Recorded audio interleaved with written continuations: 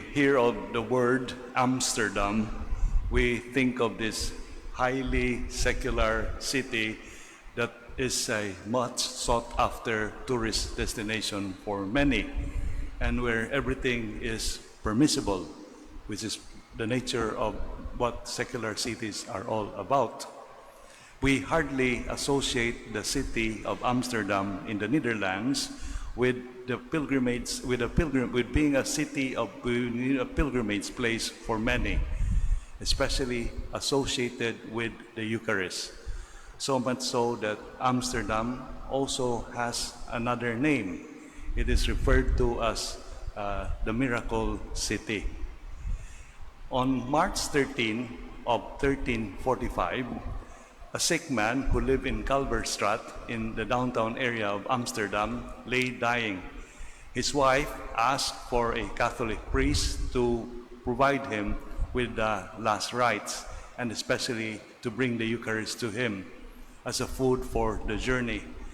However, because of the sick man's condition, as soon as he received the Eucharist in his tongue, he vomited, and out came the Eucharist along with everything that was there on the floor.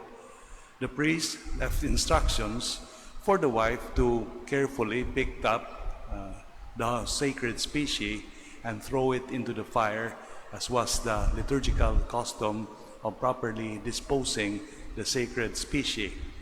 And when that was done later on in the day, to the surprise of the wife, the host remained intact and sat on the ashes. So she carefully picked up the host, placed it in a linen closet inside a small box, and later on brought it to the priest, who again wanted to dispose of it. But to the surprise of many, the host returned to the house rather, of the sick man. And this happened not only once, but twice. When the Bishop of Utrecht heard about it, he felt that this was God's way of saying that he wanted to be in that place where it happened. And soon a church was established in the old man's residence, which unto this day remains to be a chapel inside a compound of residential houses in Kalverstraat. The sacred species was later on transferred to a bigger church, and because Jesus has been constantly wanting to return to that place, the practice soon began, where there was this Eucharistic procession that to take place on the Saturday evening and end on Sunday morning, from the church, which has become the home of the sacred species, to the place of the miracle, until years later the host disintegrated on its own, but the processions continued.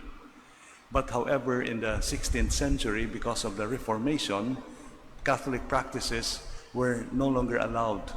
And so, as a compromise to this, the government tolerated certain Catholic practices as long as it was not made obvious. And thus began what continues to this very day, the so-called stille omgang, or the silent procession, or the silent walk. People continues to flood by the hundreds and by the thousands on these small streets of Amsterdam, from the place of where the old church was to the place where the miracle happened every single year. And it has become an event in the church. And for many years before the Protestant Reformation period, even emperors would make special vows to visit the place to pray for healing and recovery. And hardly are we told that it was this miracle that placed Amsterdam in the map today. It started as a city where a miracle, the Eucharist, took place, and is still remembered and celebrated to this day. The significant thing about this Eucharistic miracle for us who celebrate the solemnity of Corpus Christi, or the solemnity of the most holy body and blood of our Lord Jesus Christ, is the fact that on this day, Jesus walks through our city. And he walks through his city in his very own person. Corpus Christi is the only celebration perhaps we have in the church that focuses not on some biblical event or some narratives, related to the life of the church, but rather it is a devotion centered on the very person of Jesus, not on a place, not even on certain rites and practices, but on the very person of Jesus. Saint Francis, in his lifetime, never actually used the word Eucharist to refer to the Eucharist. He would prefer to be more concrete. He referred to it as the most holy body and blood of Christ, or in Latin we say Corpus Christi, to show that Saint Francis understood what was in the Eucharist, the treasure that is in the Church Eucharist to this very day. We say that it is the real presence of Jesus. In the Chaplet of the Divine Mercy, we refer to it as the body and blood, soul and divinity of Christ. And St. Francis went on to say that this is Jesus hidden in the bread. In his own language, he referred to it as the sublime humility of God. Or to put it in a new form of expression, the awesome humility of Christ. That Jesus hides, as it were, in this bread and wine that is at our altars, that is at our tabernacles in every single church. But it is the same Jesus whose life we read about in the Gospel. It is the same Jesus as the Gospel describes it. The same Christ is always the same, yesterday, today, and forever. And that could not be more true than in the body and blood of Christ in the Blessed Sacrament. What does this feast invite us to? First and foremost, it reminds us that to worship Jesus, to worship Him in the Eucharist. Pope Francis, a year before he passed away, issued some instructions for the entire church to prepare herself for the Jubilee year, which we celebrate this year, by observing an intense year of prayer. And one of his recommendations was to take the Mass seriously. To take the Mass seriously would mean that we do not just attend the Mass to fulfill an obligation for fear that, we will sin and be punished. But Pope Francis meant that we have to understand what it is we are attending, with what is it that we are participating at. And so he gave very practical instructions like, please do not come into the church at the same time the priest processes to the altar. Come 5 minutes earlier at least. Sit down, situate yourself in the environment of prayer, and realize what you're about to experience. And then he went on to say, like, when you make the sign of the cross, do it with intentionality. That you are in a relationship with the Father, the Son, and the Holy Spirit, with the Holy Trinity, one God in your life. Listen to the readings as if it were God's message for you for today. And don't just pay attention to the Gospel. Even the first reading, the Psalm, the second reading has a message for you from God, just for you today. And then when you come to the Lord's Prayer, say it again with full attention. Mean every word you say. In communion, don't just receive a sacrament. Welcome Jesus by opening your hearts to Him anew each time you come to communion. Say to Jesus, I welcome you once again in my life and invite you to remain in my heart. And then at the end of the Mass, he even went on to say, don't go right away. Take time to thank Jesus for the presence. Take time to converse with Him in friendship before you go. Savor it. Savor the experience, because it is a marvelous experience that you have just attended to or participated at.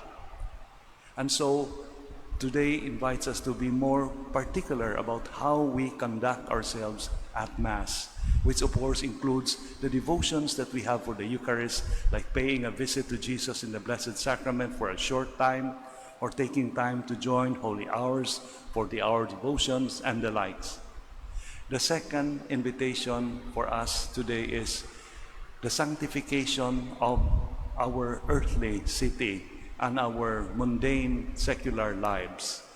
As Jesus walks into the street today in the Corpus Christi procession, as Jesus is brought out of the church from the altar, literally to the streets, like you know that in 1982, Pope John Paul II, now St. John Paul II,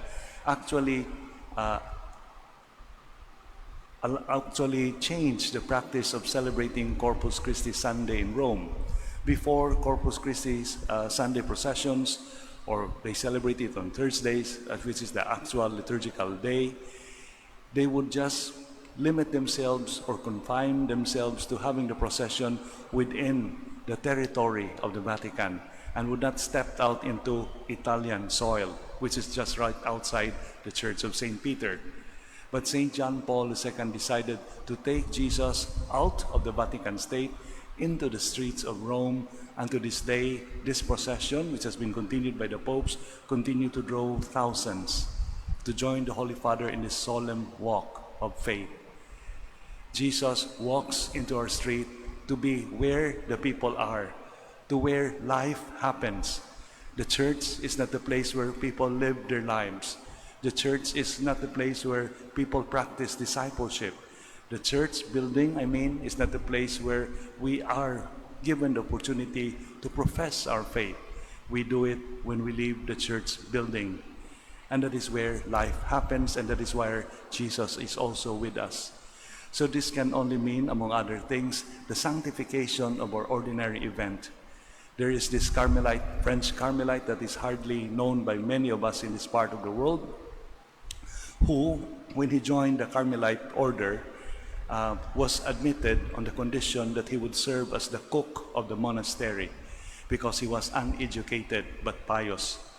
And so, while the other monks were praying and chanting the office and doing their devotions and meditations, this guy was left in the church to prepare food. And during the meal, he was also allowed to eat last so that he could serve meals to his brothers. He felt sad about his situation. However, one day, by the light of revelation, he saw things differently. He said his chapel was his kitchen. When he would enter the kitchen and see a big pot, he would genuflect before the pot and refer to him as the Lord of pots and pans, the Lord of the kitchen. When his brothers would ask for bread or an extra spoon, he would say, Jesus is asking me to give him a piece of bread, another spoon, another fork. And this was how he experienced the presence of God in his otherwise very ordinary life. We are not always at church every single waking hours of the day. We are mostly where we are being called to exercise responsibility for our loved ones and for ourselves, and to be a useful member of society. Know that when we do our work very well, with intentions of glorifying God, with intentions of being an arm for charity, a heart for God, for the service of others, it is prayer. It is like praying the rosary inside this chapel. And therefore, nothing is really secular where the baptized gathers, because we carry Jesus in the very fabric of everyday ordinary lives, be it in the context of family, school, workplace, in the home. This is where we are called, as Saint Jose Maria Escrivá calls it, the call to our universal holiness in the world. And finally, another challenge that this feast invites us to is, as we take out Jesus, as we bring Jesus to the streets today, we are not just making a procession for show. We are showing involvement with the world. We are showing care and compassion. We are showing that we journey with the world with all its struggles, with all its heartbreaks and pains, and we are not just there to process gallantly or victoriously. We walked with the suffering of the many, and therefore today is also a call for us to be extra compassionate. In the Gospel reading, the story of the Eucharist is associated with the miracle of the 5 loaves and the 2 fish, Jesus feeding the hungry. The Eucharist is also about that. It's not just kneeling piously. It's not just preparing ourselves to receive communion by going through sacraments of confession or prayers. It is not just about fulfilling an obligation or marveling at this sublime humility of Jesus. It is about becoming like Jesus, becoming a heart for those who suffer around us. Today, we are called to bring Jesus with us from this church into our everyday lives and glorify Him each single day of our lives.